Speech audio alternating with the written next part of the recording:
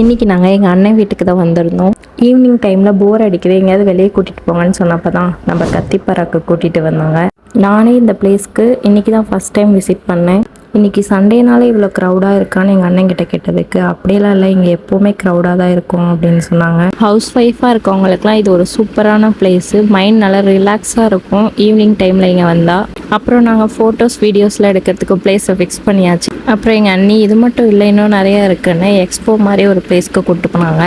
அங்கே பெரியவங்கள்லேருந்து சின்னவங்க வரைக்கும் எல்லாருக்குமே இங்கே ட்ரெஸ்ஸஸ் இருக்குது.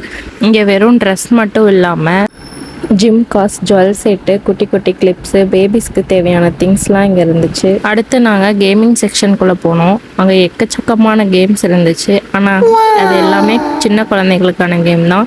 பெரியவங்களுக்காக 1, 2 இந்த மாதிரி தான் இருந்துச்சு. என்னென்ன கேம்லாம் ப்ளே பண்ணோன்னு அடுத்த வீடியோவில் பார்க்கலாம். அப்படியே ஒரு ஃபேமிலி பிக் எடுத்துகிட்டு கிளம்பியாச்சு. பாய்.